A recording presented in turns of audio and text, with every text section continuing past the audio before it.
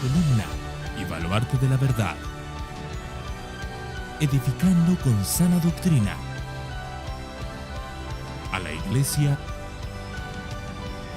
de Cristo.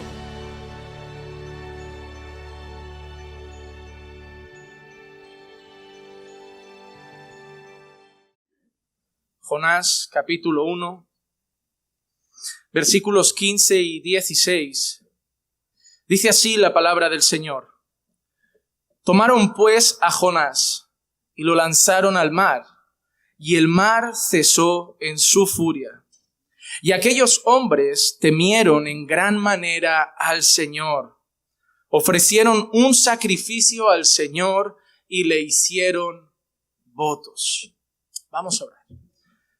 Padre, gracias por la palabra que hoy vas a traer a nuestras vidas. Estamos seguros y confiados de que vas a hablar a nuestros corazones, vas a tratar con cada uno de nosotros. Solo te pedimos, Señor, que nuestros corazones no se endurezcan ante tu palabra, que seamos humildes para recibirla, Señor, y que podamos, Señor, recibirla siendo como tierra fértil para que pueda dar fruto en cada uno de nosotros. Señor, tu palabra nunca vuelve vacía. Siempre cumple el propósito por el cual es enviada y confiamos que hoy hará exactamente lo mismo. Así que cumple tu propósito a través de la predicación, te lo pido. En el nombre de Jesús. Amén, amén y amén. Hermanos, nosotros no vamos a estar solamente predicando estos versículos, porque la semana pasada, la anterior, en el primer mensaje sobre Jonás estuvimos predicando solo los 3 primeros. Y lo que vamos a hacer es leer los siguientes hasta este pasaje que hemos leído hoy. Pero antes de ir a eso, quiero recordar lo que vimos en el primer mensaje sobre Jonás. Lo que nos encontramos en el primer mensaje del profeta Jonás era el llamado de Dios a un siervo de él, a uno de sus profetas, a ir y predicar un mensaje a la ciudad de Nínive, una ciudad enemiga, una ciudad hostil, una ciudad violenta, una ciudad sanguinaria y una ciudad que por mucho tiempo había odiado en gran manera al pueblo de Dios. Y seguramente si Jonás llegaba a ese lugar sería asesinado sin lugar a dudas.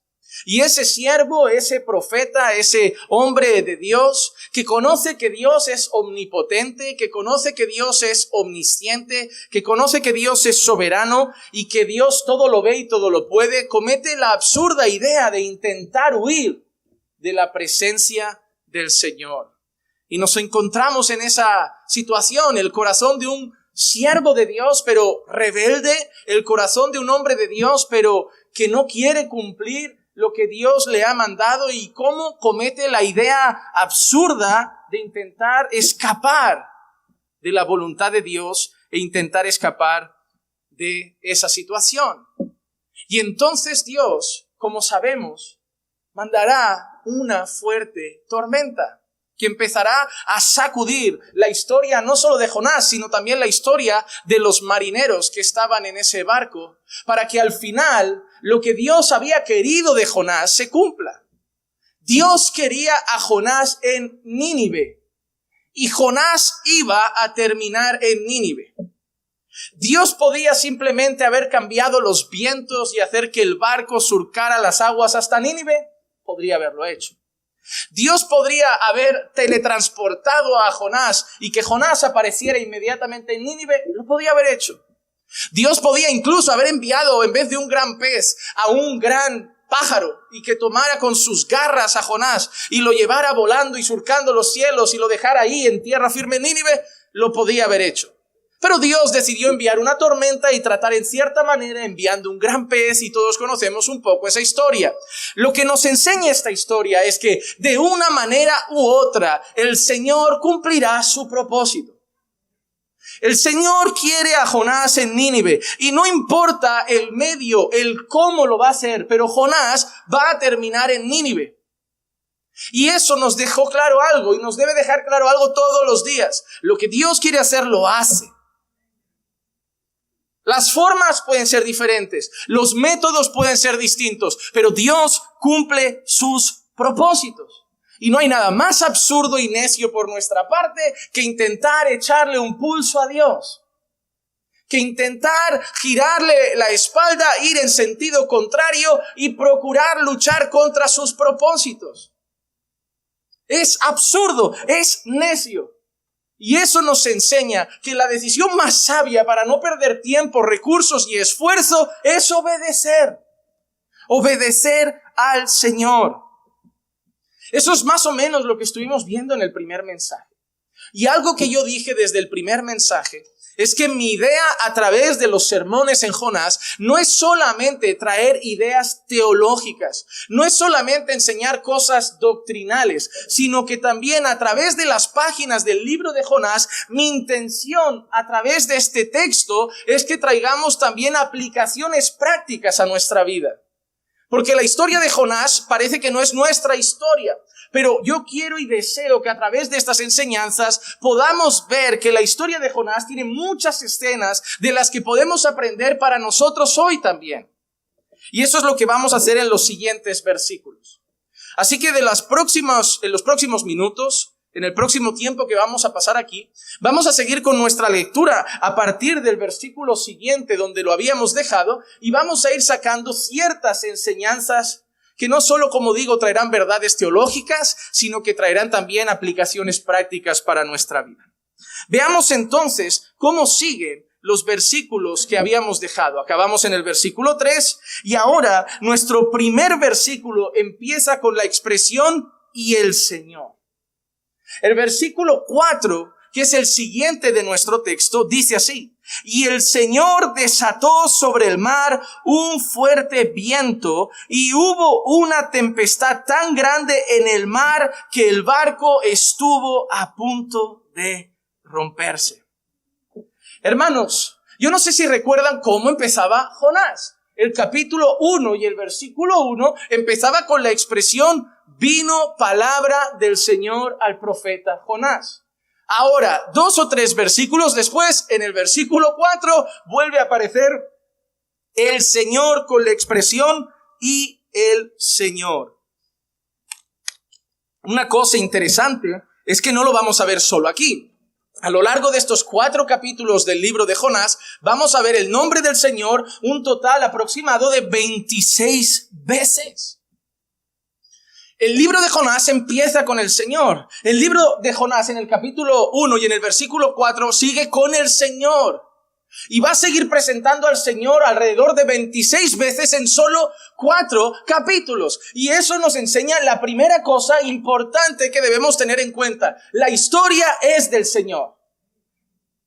Esto no es de Jonás. Esto no se trata de Jonás, del gran pez o de Nínive. Esto se trata del Señor. Él es el protagonista. Él es el que dio la orden a Jonás. Jonás desobedece la orden. Él es el que entonces prepara la escena para empezar a disciplinar y tratar el corazón de Jonás. Pero es el Señor el que ha arquitectado todo. La salvación de Nínive no depende de Nínive, depende del Señor. La salvación de Nínive no depende de Jonás, depende del Señor. La historia empieza con el Señor y termina con el Señor. Pero eso no pasa solo en el libro de Jonás. Eso pasa en toda la Biblia. ¿Cómo empieza la Biblia? En Génesis 1:1 leemos: "En el principio el Señor creó los cielos y la tierra". Ya tenemos al Señor en el principio. Pero luego leemos Génesis 3:15. "Y pondré enemistad entre tú y la simiente, y entre tu simiente y la simiente y su simiente. Él te herirá en la cabeza y tú lo herirás en el calcañar". En Gálatas 4 y 5 leemos: "Pero cuando vino la plenitud del tiempo, Dios envió a su Hijo, nacido de mujer, nacido bajo la ley, a fin de que redimiera a los que estaban bajo la ley, para que recibiéramos la adopción como hijos o de hijos". Y finalmente, Apocalipsis capítulo 22 y versículo 5 dice: "Y ya no habrá más noche, y no tendrán más necesidad de luz, de lámpara, ni de luz de sol, porque el Señor Dios los iluminará y reinarán por los siglos de los siglos". ¿Saben lo que no debemos olvidar nunca? Es que desde el principio a fin, Dios es el protagonista. Génesis 1 empieza con el Señor y Apocalipsis termina con el Señor. Génesis 1 empieza con el Señor creando todas las cosas. Luego el hombre peca y entonces es el Señor el que promete que va a haber una disputa, pero va a haber una victoria. El Señor va a vencer a la serpiente. El Señor va a traer redención. El Señor va a preparar un plan de salvación. Luego leemos en Gálatas que en el tiempo propicio el Señor decide enviar a su Hijo para salvar a su pueblo y perdonar sus pecados. Y al final vemos que el Señor será nuestra luz, que el Señor terminará la historia reinando por los siglos de los siglos. Dios empezó la historia. La historia trae pecado en sí. Luego Dios prepara el plan de salvación. Dios prepara al Salvador. Dios prepara el camino a la salvación. Dios prepara las profecías que se deben cumplir. Dios prepara a su pueblo. Dios escoge a su pueblo. Dios llama a su pueblo. Dios atrae a su pueblo. Dios da la fe a su pueblo. Dios ofrece gracia a su pueblo. Dios da misericordia a su pueblo. Y cuando su pueblo es salvo, Dios sostiene a su pueblo y lo santifica. Dios haciendo la obra a través del Espíritu Santo hasta el final, reunir de toda la tierra a todos los que quiere salvar y reinar eternamente por los siglos de los siglos, Él junto a ellos. Él empieza, Él termina. Hermano, eso nos debe dar mucha confianza. Nuestra historia no es nuestra historia, es la historia de Dios, quien entre ese millón de espermatozoides escogió que fuera ese espermatozoide que se juntara con ese óvulo y nacieras tú. Fue el Señor. Él te puso en el vientre de tu madre. Antes de que se conocieran tu vida, Dios ya había escrito todos tus días. Dios ya los había escrito, Dios ya los conocía, Dios sabía que un día llegaría a tu vida, Dios sabía que un día transformaría tu corazón, Dios sabía que un día te daría fe, Dios sabía que un día caminarías con Él y Dios sabe que un día estarás toda la eternidad junto a Él. La historia tuya es la historia de Dios. Y eso nos debe dar paz y confianza. Dios gobierna absolutamente todo. No es solo con Nínive, es con todo el mundo. Dios provee los medios, Dios usa al predicador, Dios lleva el evangelio, Dios destapa los oídos, Dios quita la ceguera para que veamos, Dios toca el corazón, quita el de piedra, pone el de carne, da su espíritu. Lo hace Dios. Por eso de Él, por Él y para Él son todas las cosas. Y lo que nos enseña nuestro texto es que empieza con Dios dando una palabra a Jonás, Jonás no queriendo obedecer a Dios y entonces Dios preparando otra manera de tratar con Jonás, pero Dios quería salvar a Nínive y Nínive se va a salvar. Porque si Dios quiere hacer algo, lo hace. Dios cumple sus propósitos. La historia no es la historia del hombre ni de la humanidad, es la historia de Dios. El hombre anhela ser Dios. El hombre anhela ser el centro de todas las cosas. Nos encantan las charlas motivacionales. Nos encantan los vídeos que nos animan, que nos fortalecen, que nos hacen querer salir a comernos el mundo. Nos encantan que nos aplaudan. Nos encanta que nos den palmaditas en la espalda. Nos encanta que reconozcan nuestro esfuerzo. Nos encanta que reconozcan nuestro trabajo. Porque nos gusta ser admirados. Queremos que el mundo nos mire. Queremos que el mundo ponga sus ojos sobre nosotros y veamos que somos importantes, que tenemos potencial. Y lo peor, que ese mensaje llega a la iglesia. Hoy en los púlpitos escuchas esas cosas. Dios te ha visto, Dios ha visto potencial en ti, Dios te ha traído aquí con un propósito porque ha visto que tú tenías potencial, que Dios podía hacer grandes cosas a través de tu vida. Ahí Dios no es el que destaca. Eres tú, tu potencial, lo grande que Dios va a hacer a través de ti, el gran ministerio que vas a tener, el gran llamado que tienes, el gran predicador que serás, el gran pastor que serás, el gran líder que serás. Pero tú no ves a Dios, tú te ves a ti grande. No, hermano, debemos entender que la historia se trata de Dios. No es ya sea que comáis o bebáis, haced todo para vuestra gloria. Ya sea que comáis o bebáis o hagáis cualquier cosa, haced todo para la gloria de Dios. Porque esa es la historia. La historia es que el mundo se corrompe por el pecado y Dios nos salva para darle gloria. como hemos leído en el Salmo al principio, para que se cuenten sus maravillas, para que hablemos de sus hechos y sus proezas, para que hagamos a Dios famoso. La historia es de Dios. Él es el protagonista. Y tenlo claro, hermano. Dale a tu corazón con esa palabra día tras día y dile, tú no eres el centro. El centro es Dios. Tú no eres el centro de tu casa. Tú no eres el centro de tu matrimonio. Tú no eres el centro de tu empresa, el centro de tu universidad, el centro de tu historia. Dios es el centro. Y hasta que no vivas para eso, no vas a vivir bien. Vas a ser como aquella samaritana que creía que el centro era su felicidad y la vas a buscar en hombres, en dinero, en trabajo. Pero ojo, van a ser cisternas rotas que no sacian. Hasta que vivas para aquel que debe estar en el centro. Hasta que vivas para el Señor y vas a encontrar una dicha que no te da nada más. Solo va a haber sentido en la vida del adorador cuando haga lo que ha sido llamado a hacer, adorar al único que merece adoración. Así que lo primero que vemos en esa frase es que la historia es del Señor. Y el Señor hizo algo. El Señor desató sobre el mar un fuerte viento y una tempestad tan grande en el mar que el barco estuvo a punto de romperse. Y yo quiero que ahora miremos esa tormenta. Vamos a ver cosas que vamos a aprender en esa tormenta.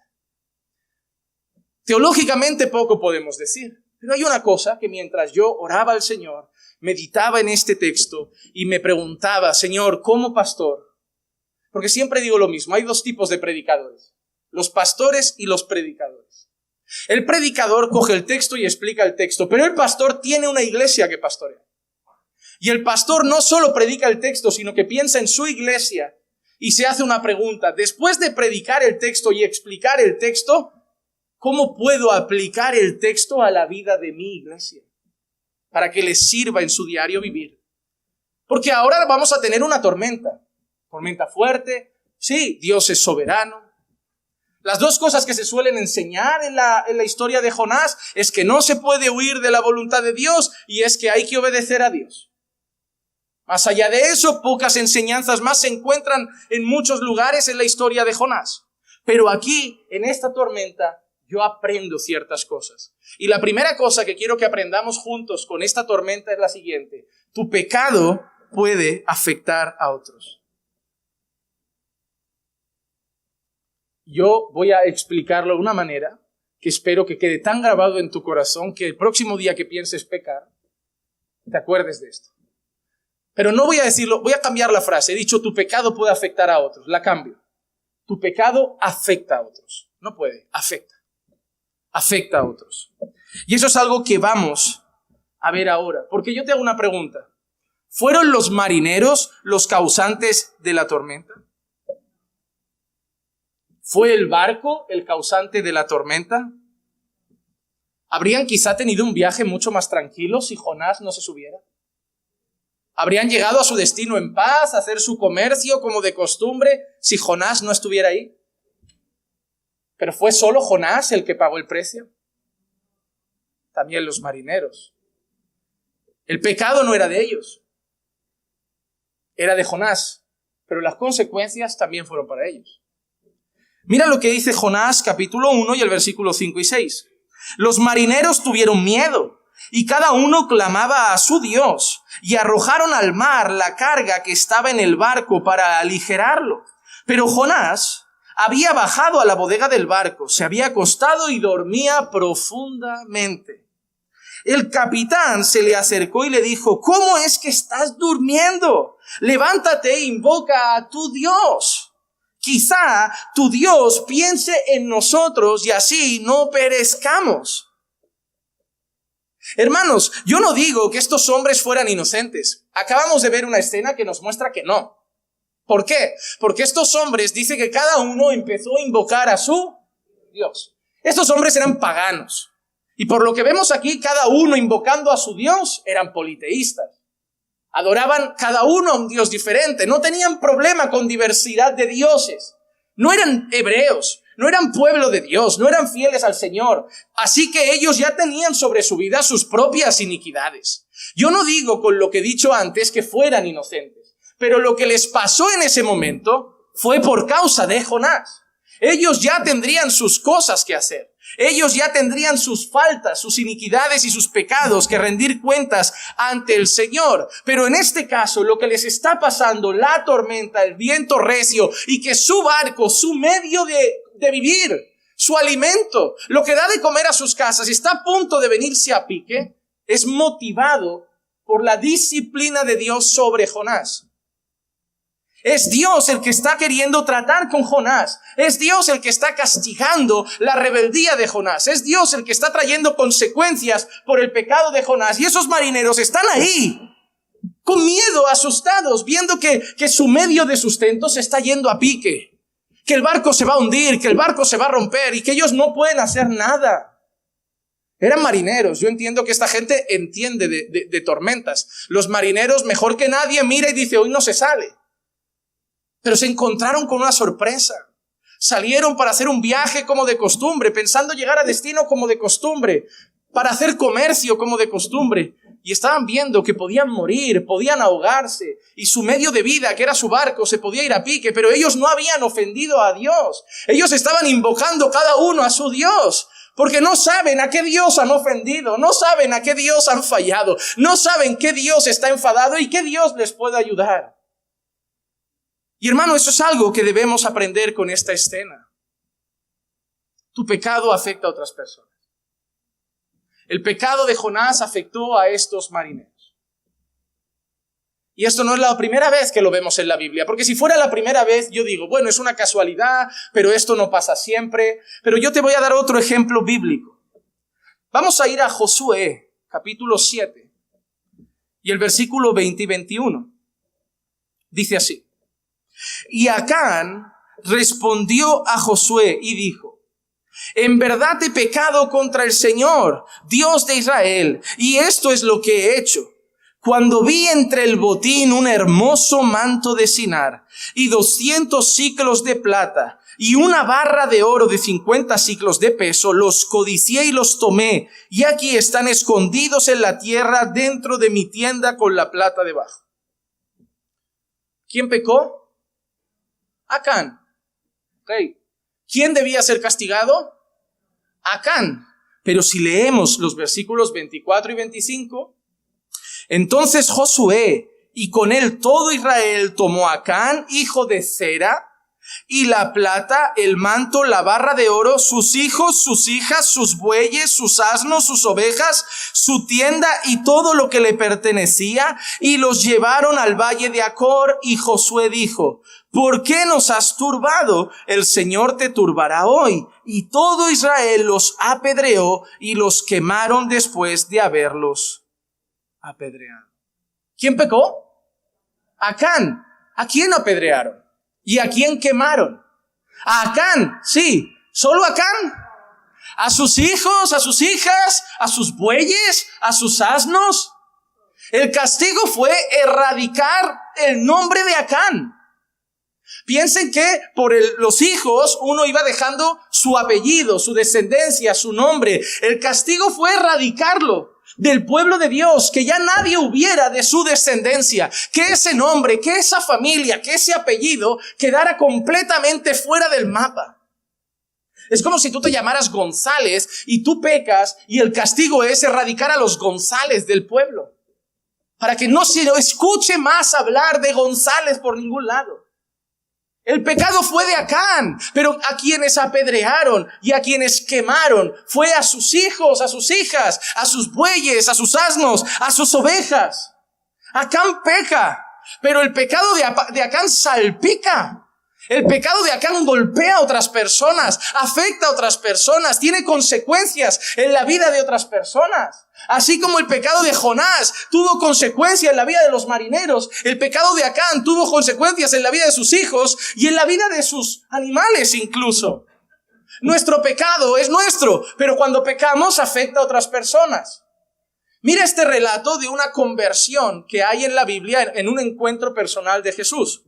En Lucas 19:8 leemos así: y Zaqueo, puesto en pie, dijo al Señor: Señor, he aquí la mitad de mis bienes daré a los pobres, y si en algo he defraudado a alguno, se lo restituiré cuadruplicado.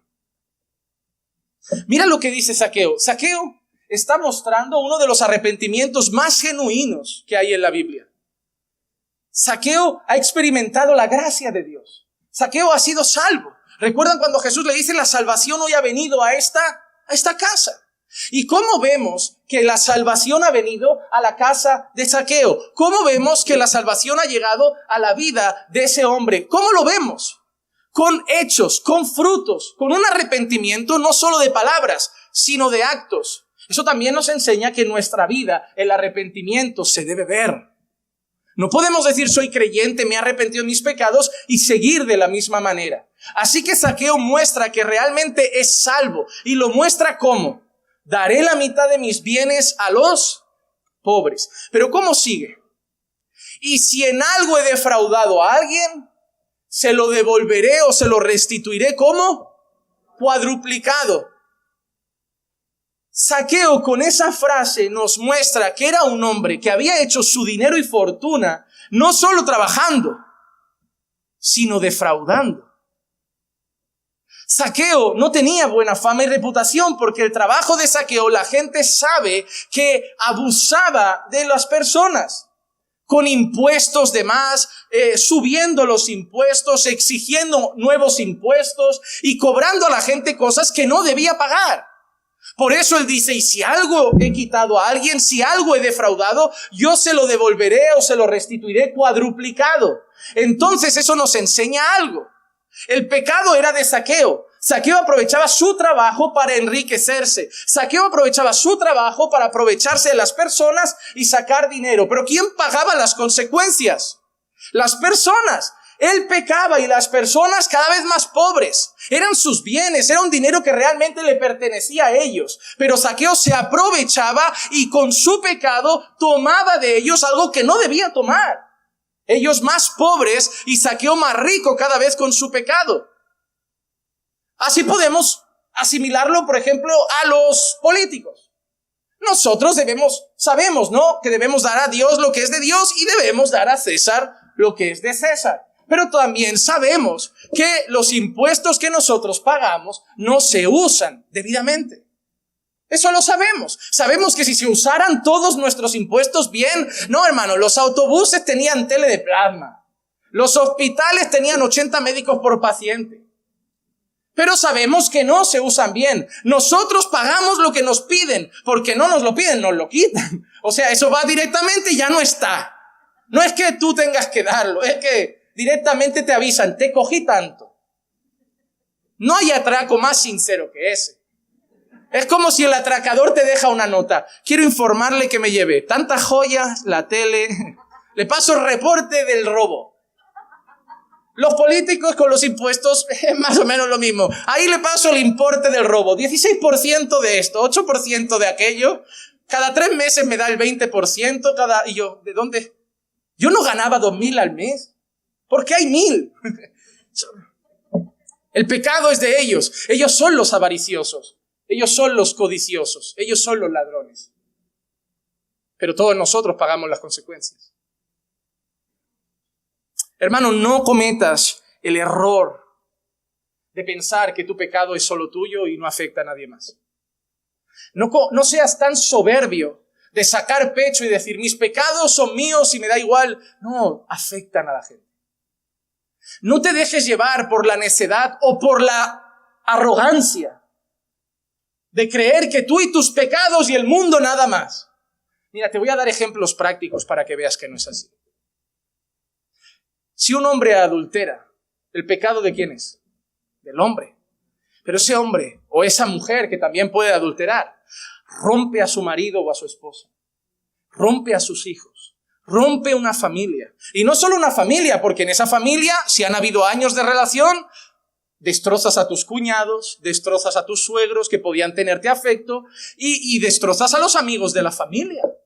El pecado es tuyo, pero las consecuencias afectan a muchísimas personas. Y no te digo si eres de una iglesia. Afecta a la iglesia, afecta a los hermanos. ¿Quién se queda de los dos? Todo eso, tu pecado, afecta a otras personas. Unos padres violentos, por ejemplo, que gritan en casa, que tienen un carácter iracundo y violento. El pecado es de ellos. Ellos son los que tienen mal carácter. Ellos son los que gritan. Ellos son los groseros. Pero dime a mí si no va a afectar a los niños. Dime a mí si los niños no van a tener problemas en su desarrollo emocional. Dime a mí si no hay grandes posibilidades de que esos niños sean violentos y gritones. El pecado es de los padres, pero las consecuencias llegan a los hijos. Imagínate un hermano de la iglesia que empieza a hacer chisme o murmuración entre nosotros. ¿De quién es el pecado? Del hermano. Pero ¿hasta dónde pueden llegar las consecuencias? Pueden herir a otros hermanos, pueden herir a los pastores y hasta dividir el cuerpo de Cristo. Hermano, la realidad es que un pandillero es el que mata, pero deja una viuda en el camino, una madre sin un hijo. Es el conductor borracho el que atropella, pero es la mujer la que recibe la llamada del hospital y le dice que han atropellado a su marido. El pecado es nuestro, pero las consecuencias van a los demás. Cuando pienses en engañar a tu esposa o a tu esposo, piensa no solo en lo que te apetece, piensa en tus hijos, en tu familia, en los amigos de la familia. Sí, hay que pensar en el Señor. Claro que sí, hay que tener en cuenta a Dios mismo. Pero piensa en toda la gente que va a recibir las consecuencias de tus pecados. Cuando tú robas, alguien pierde algo. Cuando tú matas, alguien pierde algo. Cuando tú mientes, alguien recibe una consecuencia del engaño. Jonás pecó contra Dios y los marineros están pagando las consecuencias. Padres, ¿cuánto daño no habréis hecho ya a vuestros hijos con vuestros pecados? ¿Cuántos hijos hoy aquí, adolescentes, vienen a los despachos a decir, yo soñaba con tener una familia normal? ¿Cuántos hijos lloran y te dicen, yo soñaba con tener una familia normal, un padre, una madre, no sé, cumpleaños juntos, cosas normales, tampoco pedía lujos, una casa normal, una familia estructurada, papá y mamá y ya, una casa? ¿Y cuántos padres no habéis destrozado niños por el camino? Que no han tenido un padre y una madre, han tenido un padre, una madre, 2 madrastras, 4 hermanastros, un fin de semana allí, otros allí. ¿Tú crees que eso es lo que un niño necesita? Pero tu capricho, tu orgullo, tu maldad, tu adulterio ha destrozado gente. El niño que empezó a probar drogas ha destrozado una madre, un padre que ha visto cómo se destroza la vida. No quería a lo mejor a un hijo ingeniero, a un hijo político, pero al menos un hijo que no tonteara tanto con el pecado hasta el punto de morirse. Los pastores que abusan con estrategias malvadas de sacar dinero a las personas, abusan de su fe. El pecado es de ellos y se enriquecen a costa de los demás. ¿Cuántas personas hay que ahora desconfían de la iglesia? Que les cuesta desconfiar en un pastor. Que ven a un pastor y dicen, parece, pero el otro también parecía. Y están como con miedo de abrirle el corazón, hasta con miedo de ofrendar, porque dicen, no sé dónde va a parar esto. Porque han herido a otros. Pero nosotros también, hermano, todo pecado lastima a alguien. Si yo grito, el pecado es mío, pero el grito es sobre mi esposo. Antes de pecar, acuérdate de esto. No pienses solo en Dios, que es lo más importante, pero piensa en quién vas a herir por el camino. Porque yo cuando preparaba esto, tuve que parar en el sermón para hablar con el Señor y pedirle perdón por todas las personas a las que he herido. Que el pecado era mío, pero siempre salpicó. Porque el pecado nos hace como ese terrorista que se autoinmola. La bomba sobre mí, es mi bomba, pero la metralla se lleva gente por el camino. Antes de hacerlo, hermanos, debemos pensar en eso. Debemos pensar en eso, debemos entender como el hijo pródigo cuando llega y dice, Padre, he pecado contra el cielo y contra ti. El pecado es mío contra Dios, pero a ti, Padre, te ha salpicado. Hermano, cuando tú pecas, recuerda, pecas contra el cielo y pecas contra alguien más. ¿Quieres el ejemplo más claro? Lee conmigo Romanos 5:12. Por tanto, tal como el pecado entró en el mundo por un hombre y la muerte por el pecado, así también la muerte se extendió a todos los hombres, porque todos pecaron. Porque todos pecaron. Adán pecó. Las consecuencias llegaron ¿dónde? A toda la humanidad. A toda la humanidad. Adán pecó, pero las consecuencias llegaron a toda la humanidad. Por el pecado de Adán, que era nuestro representante, la muerte llegó a todos los hombres, por cuanto todos pecaron y están destituidos de la gloria de Dios. El pecado era suyo, las consecuencias llegaron a todos nosotros. Por eso debemos dar gracias a Dios por Jesucristo. Porque todos nosotros estábamos pagando las consecuencias de Adán. Estábamos pagando las consecuencias de su pecado. Y estábamos bajo la maldición del pecado, caminando y destinados a morir y ser condenados eternamente. El pecado era de él. Claro que somos responsables de los nuestros, pero heredamos su maldad, heredamos las consecuencias, heredamos su muerte. Estábamos esclavizados al pecado, muertos en delitos y pecados, rebelados contra Dios, enemistados contra Dios, y lo traíamos de nacimiento, como dice David en su salmo: en pecado fui formado. Pero gracias a Dios por Jesucristo, que Él vino y sobre sus hombros cargó las consecuencias. El pecado fue de Adán y también fue nuestro, pero las consecuencias de nuestro pecado las ha pagado Jesucristo en la cruz. Oh hermano, las debíamos pagar nosotros. Merecíamos el castigo, merecíamos que todas esas consecuencias nos golpearan en la cara, pero Él abrió sus brazos, lo clavaron en aquella cruz y las consecuencias de nuestro pecado cayó directamente sobre Jesús. Y pasamos de ser enemigos de Dios a amigos reconciliados con Dios. Y pasamos a darle la espalda, a caminar con Dios. Y pasamos de ser hijos de Satanás a ser hijos de Dios. Y pasamos de las tinieblas a la luz. Nosotros pecamos, pero gracias a Dios por Jesucristo, que Él cargó con las consecuencias. El pecado tiene consecuencias, hermano.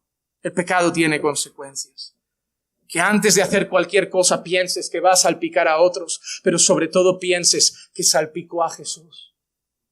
Y luches por obedecer a Dios, por honrar a Dios y por no herir a nadie más con tus pecados y con tus iniquidades. Vamos a pasar al siguiente punto. Espero que se estén edificando. La siguiente cosa que veo tras la gravedad del pecado y sus consecuencias, la siguiente cosa que veo es la importancia de saber quién soy. La siguiente cosa que yo veo en este texto y que resulta sumamente importante para mí, quiero compartir con ustedes también, es la importancia de conocer nuestra identidad. Miren cómo sigue el capítulo 1 de Jonás y los versículos 7 al 10. Y cada uno dijo a su compañero: venid, echemos suertes para saber por causa de quién nos ha venido esta calamidad. Y echaron suertes y cayó la suerte sobre Jonás. Entonces le dijeron: decláranos ahora por causa de quién nos ha venido esta calamidad. ¿Qué oficio tienes? ¿Dónde vives? ¿De dónde vienes? ¿Cuál es tu tierra? ¿Y de qué pueblo eres? Y él respondió: soy hebreo, temo al Señor del cielo que hizo el mar y la tierra. Los hombres se atemorizaron en gran manera y le dijeron: ¿qué es esto que has hecho? Porque ellos sabían que él huía de la presencia del Señor por lo que él les había declarado. Por lo que él les había declarado. Hermano, en medio de la tormenta, los marineros ven que nada se resuelve, cada uno clama a su Dios, pero ningún Dios de ellos responde, y entonces deciden echar a suerte y decir: oye, vamos a echar esto a suertes y a ver quién tiene la culpa.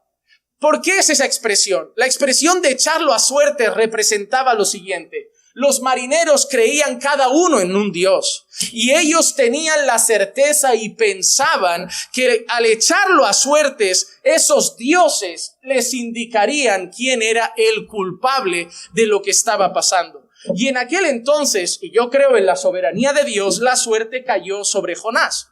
Entonces miran a Jonás y le hacen unas preguntas básicas. Jonás, ¿quién eres? Porque aquí está pasando esto. No había tormenta hoy, somos marineros, sabíamos que hoy el mar estaba para navegar. Es como si hoy me dices, pastor, vamos a dar un paseíto en barco. Hoy es buen día. Oye, buen día. Dan ganas, de verdad, ¿eh? Pero después de leer esto, no. Después de leer esto, yo por si acaso dejamos al barco para una serie que hablemos de Ruth o de Esther o de alguna persona, pero de Jonás no.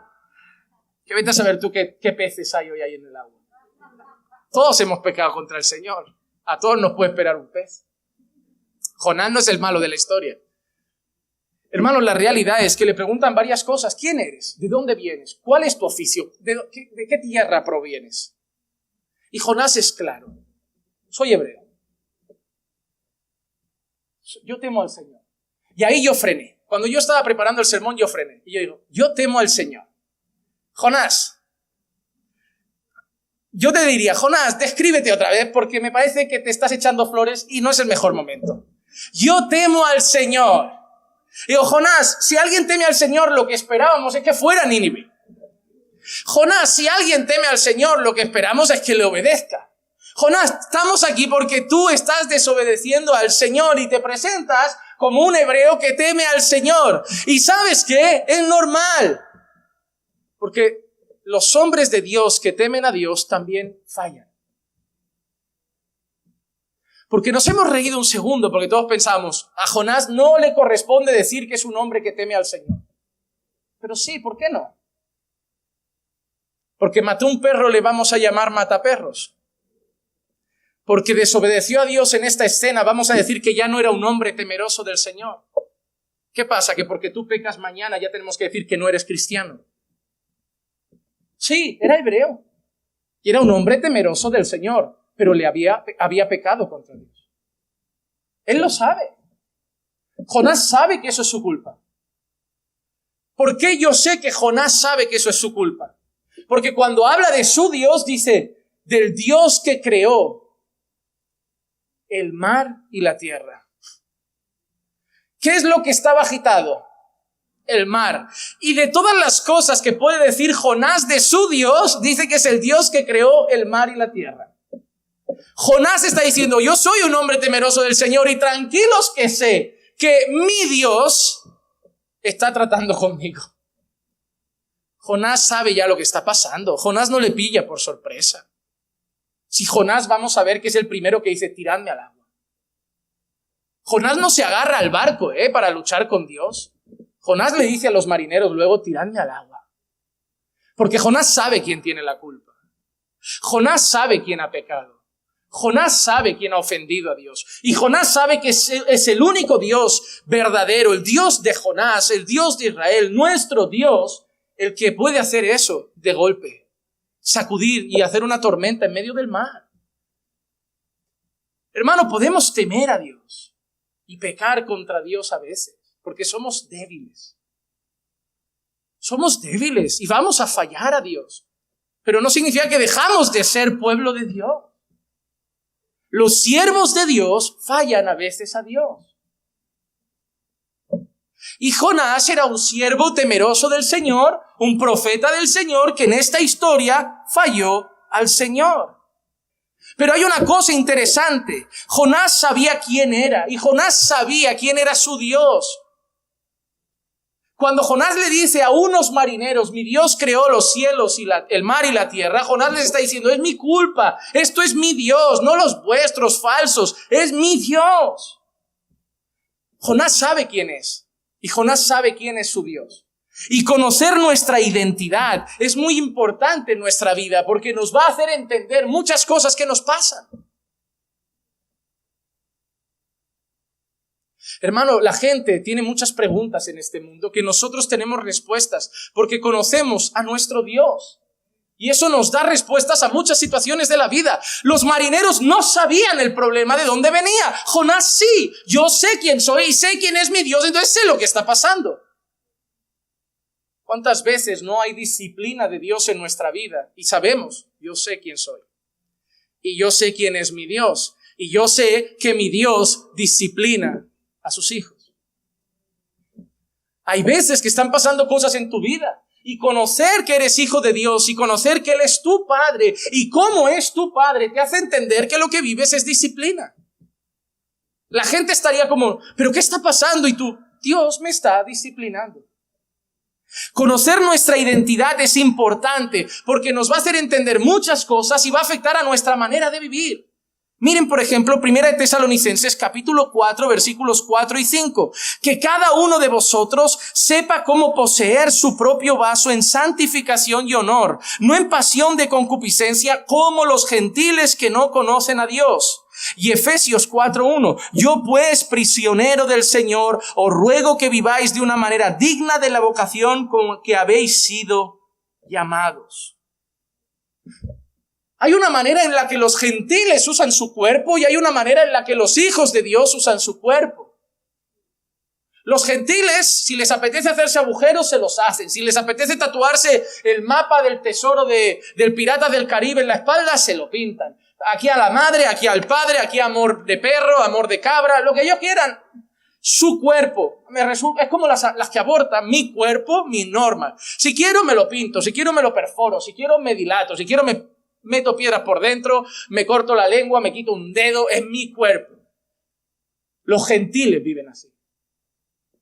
Pero nosotros no somos como los gentiles. Por eso Pablo dice que cada uno sepa cómo poseer su propio vaso en santificación y honor. No como los gentiles. Los gentiles hacen con su cuerpo, con su matrimonio, con su esposa lo que les da la gana. Pero vosotros no sois como los gentiles. Vuestro cuerpo es del Señor. Vuestra vida es del Señor. Todo es del Señor. Sois mayordomos que rendiréis cuentas al Señor. Entonces, saber lo que soy, saber quién soy, saber quién es mi Dios, me afecta a cómo conduzco mi vida. ¿Por qué haces esto y no esto? Porque yo soy hijo de Dios y temo a Dios. ¿Por qué haces esto y no esto? Porque no soy gentil, soy un hijo de Dios y temeroso del Señor. Y saber quién soy afecta a mi vida. Por eso Pablo a los Efesios les ha dicho, vivid de una manera digna de la vocación con que habéis sido llamados. Si sois hijos de Dios, vivir de una manera digna de eso. Conocer quién soy afecta a toda mi vida. Yo no tengo que ser un marido cualquiera, yo tengo que ser un marido cristiano. Yo no puedo ser un padre cualquiera, yo tengo que ser un padre cristiano. Yo no puedo ser un hombre cualquiera de la calle, yo debo ser un hombre cristiano. No puedo ser un trabajador cualquiera o un jefe cualquiera, debo ser un trabajador o un jefe cristiano, porque mi identidad está en Cristo. Los trabajadores hablan mal de sus jefes, se quejan de sus jefes, llegan tarde, murmuran, critican, a la espalda odian a los jefes, luego le hacen la pelota. Los trabajadores en Cristo, cristianos, sirven a sus amos como al Señor. Lo hacen de corazón como quien lo hace para Dios y respetan a sus jefes. Entonces yo tengo que ser un trabajador conforme a lo que soy en Cristo. Los maridos, si quieren, vienen del trabajo, se van al bar, se toman unas cervezas, dejan la familia para el final y si le hacen caso, si pueden y les apetecen. Pero tú tienes que amar a tu esposa como Cristo amó a la iglesia, que dio a su vida por ella para santificarla y lavarla por la palabra, porque tú eres un esposo en Cristo. Saber quién eres y quién es tu Dios y quién es tu Padre y quién es tu Señor afecta a tu vida. Lo que no me vendas la moto y me digas que eres del Señor y vivas como los que son del mundo. Eres un trabajador como los del mundo, un jefe como los del mundo, un ciudadano como los del mundo, un esposo como los del mundo, un padre como los del mundo, pero te jactas diciendo que eres del Señor. No. Por sus frutos los conoces. Si realmente eres cristiano, si realmente tu identidad está en Cristo, vive de manera que se note quién manda en tu vida. En ese mundo mandan las pasiones y los deseos del corazón de cada quien. En nosotros manda el Señor. Nuestra identidad está en Cristo. Gálatas 2:20. Con Cristo he sido crucificado y ya no soy yo el que vive. Mira lo que dice Pablo, ya no soy yo el que vive. No soy yo, mis reglas, mis antojos, mis deseos. Ya no soy yo el que vive. mira lo que dice Pablo, sino que Cristo vive en mí. Y lo que vivo ahora en la carne, lo vivo por la fe en el Hijo de Dios, el cual me amó y se entregó a sí mismo por mí. Hermano, debemos saber cuál es nuestra identidad. Saber que si somos de Cristo, Cristo debe vivir en nosotros.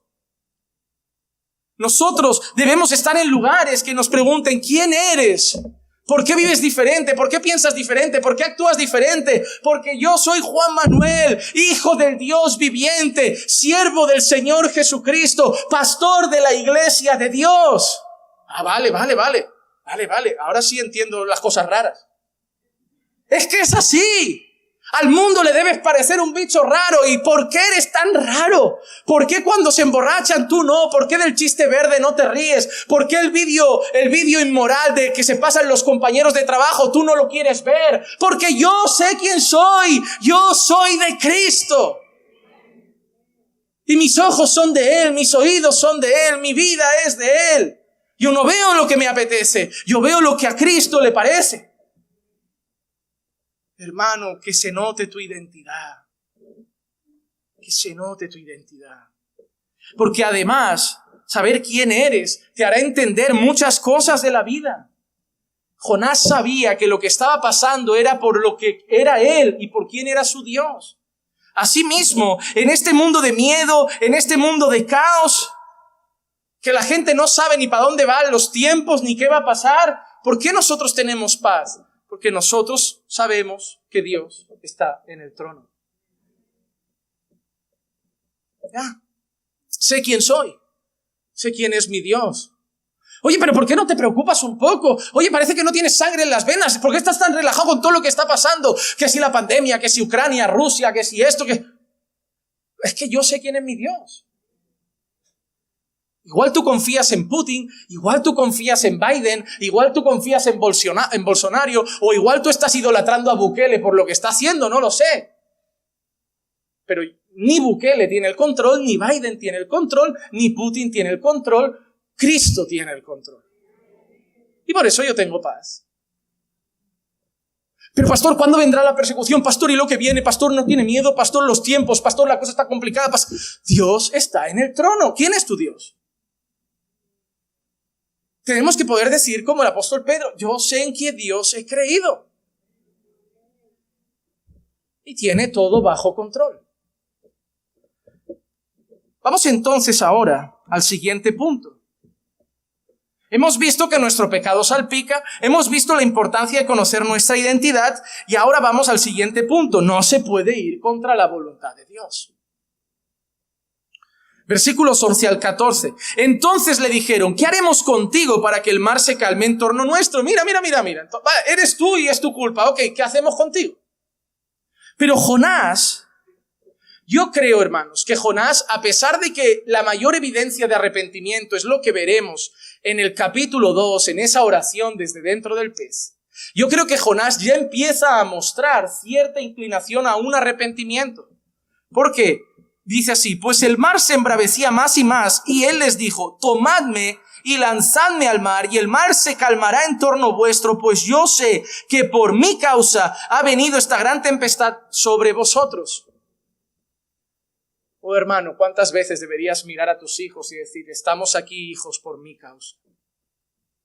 ¿Cuántas veces deberías mirar a tu esposo o a tu esposa y decirle con humildad, estamos así por mi causa?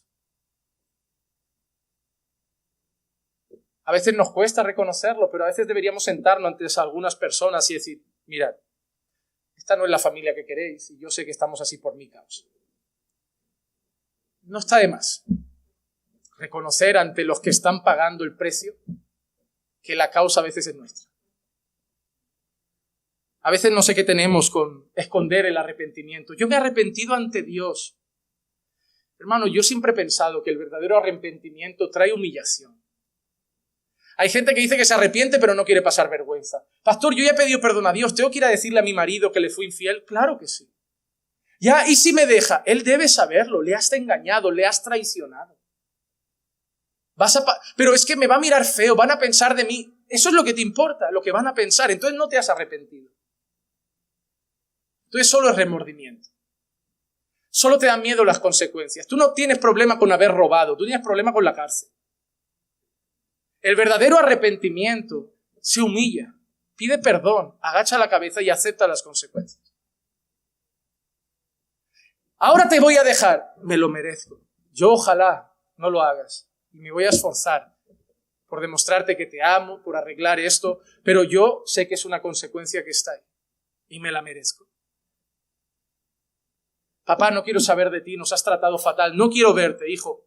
Voy a orar para que el Señor un día ablande tu corazón, me des tu cariño, confianza, pero yo me lo merezco. A veces uno peca, pero luego se enfada cuando la gente tiene ciertas actitudes como, oye, si Dios me ha perdonado, vosotros... eso no es arrepentimiento.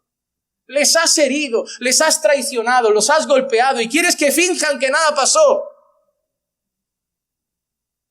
Igual te perdonan, pero dales un tiempo, les has destrozado el corazón. Pero si mi mujer me hubiera perdonado, confiaría en mí, quiere ver mi móvil, quiere ver... Dale el móvil, paga las consecuencias, no se fía de ti y es normal. Igual vuelve a confiar y a lo mejor tarda 1 año, 2, 3. Y si realmente te has arrepentido, toma el móvil, toma esto. Lo que necesites para ganarme de nuevo tu confianza. Mostremos que estamos arrepentidos como hizo Jonás. Oye, echadme al mar, esto es culpa mía. Pero mira lo que pasa entonces. Los hombres se pusieron a remar con afán para volver a tierra firme, pero no pudieron porque el mar seguía embraveciéndose contra ellos. Entonces invocaron al Señor y dijeron, te rogamos, oh Señor, no permitas que perezcamos ahora por causa de la vida de este hombre, ni pongas sobre nosotros sangre inocente, porque tú, Señor, has hecho como te ha placido. Hermano, varias cosas interesantes aquí que vemos, además del arrepentimiento de Jonás. Vemos a estos paganos que no son temerosos de Dios, que no son hebreos, invocando al Señor. ¿Cuántas veces ves a ese ateo que es ateo y de golpe, Dios, ayúdame? Dios es soberano, hermano, y Él sabe cómo doblar los corazones. ¿Quién sabe si el Señor no solo quería salvar a Nínive y también a los marineros? Porque estos hombres, en medio de la tormenta, se olvidan de su Dios y empiezan a invocar al Dios de Jonás. Pero han hecho una cosa interesante que es un poco torpe. Jonás les ha dado la solución. Si me echáis al agua, se calma porque es culpa mía. Y ellos, en vez de echarlo al agua, se ponen a remar como no vamos a intentarlo nosotros, esto nosotros lo arreglamos, pero no se puede ir contra la voluntad de Dios. Y por eso cuando ellos oraron al final dijeron, Señor, tú has hecho como te ha placido. Y hermano, esa frase la debes grabar en tu corazón. Dios hace lo que le place. Lo que implica ser Dios es que ser Dios significa hago lo que quiero, cuando quiero, como quiero, con quien quiero y si quiero. Espero que sabiendo eso nadie declare, profetice, yo decreto victoria, yo declaro puertas abiertas. Tú no abres ni la tuya, si no la abre el Señor. Déjate de creerte un chamán poderoso que con lo que tú dices crea realidades. A veces el Señor tiene que hacer que cosas trágicas pasen para que mujeres como Cristín de Clario que oran por un enfermo de cáncer y dicen, no aceptamos un no por respuesta, muerto. ¿Qué? Ora otra vez. Ora por tu hijo. Ora. Parece que el Señor a veces tiene que ponerse así. Que no aceptas un no. Julio, lo siento. Muerto.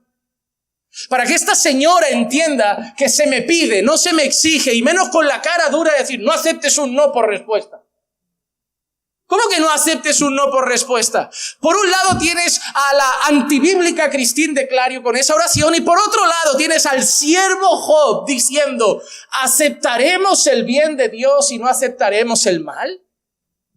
Dios dio, Dios quitó, bendito sea el Señor. Tú tienes dos opciones, o empezar a orar como Cristín de Clario y su séquito de gente que piensa igual, o imitar a Job y aceptar que Dios hace lo que quiere, que nosotros debemos pedir y descansar en su voluntad. no se declara, no se decreta, no se exige, se ruega, se pide, se clama y se descansa, sabiendo que Dios es Dios y hace lo que le place. Y su voluntad es buena, agradable y perfecta, aunque para mí no lo parezca. Isaías 45, 7 al 9. El que forma la luz y crea las tinieblas, el que causa bienestar y crea calamidades. Forma la luz y crea tinieblas. El que causa bienestar y crea, a la gente le cree que el bienestar es de Dios, calamidades el diablo. Luz Dios, las tinieblas el diablo. Pero Isaías está diciendo que él crea el bienestar Dios, y el mismo Dios, si quiere, crea la calamidad. El mismo Jesús que calma la tormenta, que es Dios, Dios es el que agita la tormenta. Cuando quiere la agita, cuando quiere la calma. Él es el que lo hace. Destilad, oh cielos, desde lo alto y derramen justicia las nubes. Ábrase la tierra y dé fruto la salvación y brote la justicia con ella. Yo, el Señor, todo lo he creado. Y mira lo que dice ahora. Ay del que contiende con su hacedor, el tiesto entre los tiestos de tierra. Dirá el barro al alfarero, ¿qué haces? O tu obra dirá, él no tiene manos. Mira, yo hago todo y el barro no tiene nada que decirme. El barro no puede ser orgulloso y soberbio y arrogante para venir a decirle al alfarero, ¿qué haces? Él es Dios, hace lo que le place. Job lo expresa de una manera muy sencilla en Job 42:2. Yo sé que tú puedes hacer todas las cosas y que ningún propósito tuyo puede ser estorbado.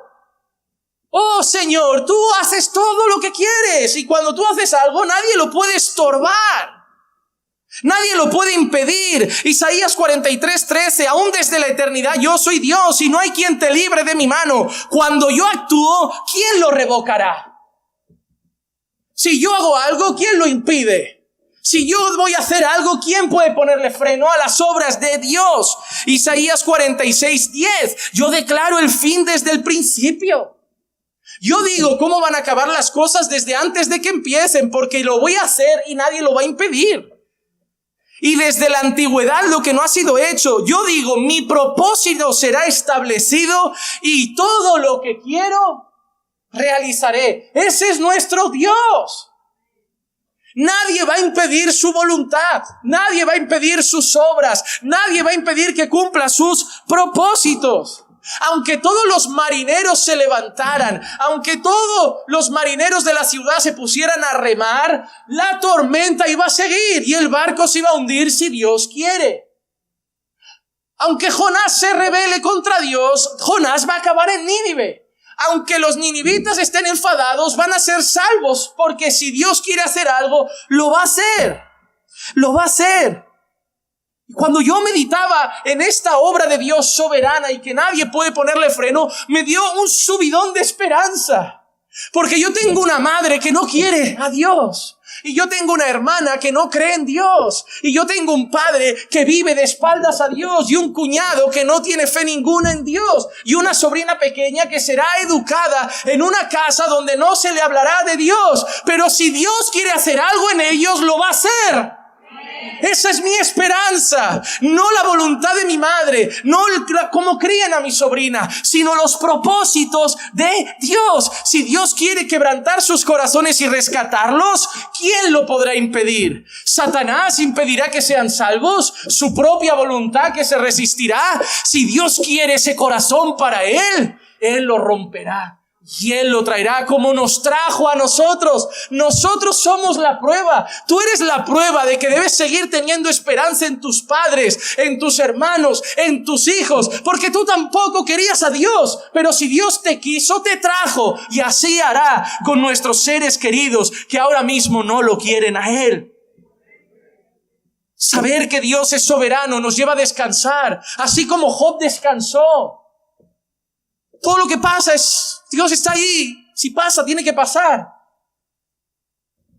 Como Sadrach, Mesach y Abednego. Si Dios nos quiere librar del fuego, que nos libre. Porque si Él quiere hacerlo, nadie se lo puede impedir. Nosotros debemos vivir confiados, sabiendo que Dios cumplirá sus propósitos. Cuando nosotros hablamos del proyecto ProTemplo, es una locura para nosotros. ¿De dónde vamos a sacar 1.565.000 euros? Atracaremos el Banco de España. La gente está viendo series por ahí como La Casa de Papel para tomar ideas. No. Esas series... Qué vergüenza, ¿no? Que una serie acabe enseñándole al mundo que los ladrones son los que majos y por los que hay que llorar. Mira cómo es el mundo. Hace una serie donde el fin de la serie es que el ladrón sea el bueno. Ningún ladrón heredará el reino de los cielos, aunque toda España llore por la muerte de ellos. Robin Hood se fue al infierno, pero lo daba a los pobres. Se fue al infierno ayudando a los pobres. Pero robar es pecado. Hermano, parece muy difícil. Es una cantidad que nadie la lleva en el bolsillo. Y uno piensa, oye, mejor desistimos de la idea de un templo para la iglesia caminando por fe. No. Si Dios no lo quiere, aunque nosotros hagamos de todo, no vamos a reunir nada y no lo vamos a tener. Aunque reunamos el dinero, no se abrirá una puerta y nadie nos venderá su local. Pero también te digo que si Dios lo quiere, nadie lo impedirá. Que Dios, si hace falta, traerá el sustento con los cuervos. O tocará un corazón y dirá, me sobra una nave. No sé, pero yo sé que Dios todo lo puede y lo que está en sus propósitos lo hará. Descansa, que tu futuro, la salvación de tu familia, tu propia eternidad está en las manos de Dios. No te relajes, predícales, háblales del Señor, porque Dios quiere que sean salvos a través de la predicación, pero descansa en la obra del Señor. Descansa en su soberanía. Y por último, hermanos, el último punto que deseo compartir con ustedes. Al final todos terminan postrados ante el Dios Todopoderoso. Jonás 1, 15 y 16. Tomaron pues a Jonás y lo lanzaron al mar y el mar cesó su furia. Era más fácil haber hecho eso desde el principio. Es más fácil arrepentirse antes. Pero mira qué hicieron. Y aquellos hombres, ¿qué hombres? ¿Jonás? No, Jonás no, porque Jonás ya no está en el barco. Los marineros paganos, los marineros politeístas, los marineros idólatras, temieron al Señor, ofrecieron un sacrificio al Señor e hicieron votos al Señor. Y probablemente esos votos, habiendo hecho un sacrificio, representa que le harán más sacrificios. Un voto era como un pacto que uno hacía en el sentido de, Señor, yo hago un voto de que te voy a hacer sacrificios durante todo el año. Paganos, politeístas, idólatras, terminan adorando al Señor. Hermano, Dios está tratando con Jonás. Dios va a salvar a los ninivitas y por el camino Dios dobla el corazón de idólatras paganos como los marineros. ¡Qué grande es el Señor! ¡Qué grande es el Señor! Porque no es la primera vez. Daniel 3, 28 y 29. Habló Nabucodonosor y dijo, bendito sea el Dios de Sadrach, Mesach y Abednego, que ha enviado a su ángel y ha librado a sus siervos que confiando en él desobedecieron la orden del rey y entregaron sus cuerpos antes de servir y adorar a ningún otro Dios excepto a su Dios. Por tanto, proclamo un decreto de que todo pueblo, nación o lengua que diga blasfemia contra el Dios de Sadrach, Mesach y Abednego sea descuartizado y sus casas reducidas a escombros, ya que no hay otro Dios que pueda librar de esa manera. Un hombre que se creía Dios, que hizo una estatua para que lo adoren, que era un pagano, que le daba la espalda a Dios, termina haciendo un decreto para que todas las naciones que están bajo su poder respeten al Dios de Sadrach, Mesach y Abednego. Daniel 6, 25 al 27. Entonces el rey Darío escribió a todos los pueblos, naciones y lenguas que habitaban en toda la tierra, que abunde vuestra paz. De parte mía se proclama un decreto de que en todo el dominio de mi reino todos teman y tiemblen delante del Dios de Daniel, porque Él es el Dios viviente que permanece para siempre y su reino no será destruido y su dominio durará para siempre. Él es el que libra y rescata, hace señales y maravillas en el cielo y en la tierra, y el que ha librado a Daniel del poder de los leones. Otro rey poderoso toma un decreto, un edicto con todo su poder y obliga a todos a respetar y temer al Dios de Daniel. Que vivamos de tal manera, que andemos de tal manera, que todos los que nos rodean, aunque sean ateos y paganos, terminen respetando al Dios nuestro. Que a pesar de las diferencias nos vean tan firmes, tan seguros, tan confiados, tan fieles, tan leales. Que recibamos de Dios tanta gracia y bendición que la gente diga, mira, no pienso como Él, pero hay que respetar a ese Dios al que sirve. Hermano, hemos aprendido varias cosas en este día. La primera, que nuestros pecados salpican a otros. La segunda que hemos aprendido, que resulta absurdo escapar de la voluntad del Señor. La tercera, que la salvación de Nínive no estaba en las manos de Jonás ni de Nínive, sino en las manos del Señor, porque del Señor es la historia. La cuarta, que debemos recordar siempre cuál es nuestra identidad, porque eso afecta a nuestra manera de vivir. La quinta, que nosotros veremos que Dios es glorificado, no solo por los marineros, no solo por Nabucodonosor, no solo por Darío, sino que como dice Filipenses 2:9 al 11, por lo cual Dios también le exaltó hasta lo sumo y le confirió el nombre que es sobre todo nombre, para que al nombre de Jesús se doble toda rodilla de los que están en el cielo y en la tierra y debajo de la tierra, y toda lengua confiese que Jesucristo es Señor, para gloria de Dios Padre. Así como los marineros terminaron temiendo al Dios de Jonás, así como Nabucodonosor terminó temiendo al Dios de Sadrach, Mesach y Abednego, y así como Darío terminó temiendo al Dios de Daniel, todo el mundo terminará postrado ante nuestro Dios y nuestro Señor Jesucristo. Vamos a orar. Padre, gracias por tu palabra. Gracias por hablar a nuestras vidas un día más y edificarnos con la poderosa palabra revelada por ti. Gracias, Señor, por tratar con nuestros corazones, por traer estas enseñanzas hoy a nuestras vidas y abrir nuestros ojos ante estas verdades. Que lo que hemos predicado quede grabado en cada uno de nosotros. Hables con cada una de nuestras vidas. Trates con cada uno de mis hermanos, así como has tratado conmigo, y podamos dar fruto. Que lo que hemos hoy aprendido afecte a nuestra manera de vivir, y te pedimos, Señor, todo esto en el nombre de Jesús. Amén, amén y amén. Bendito es el Señor.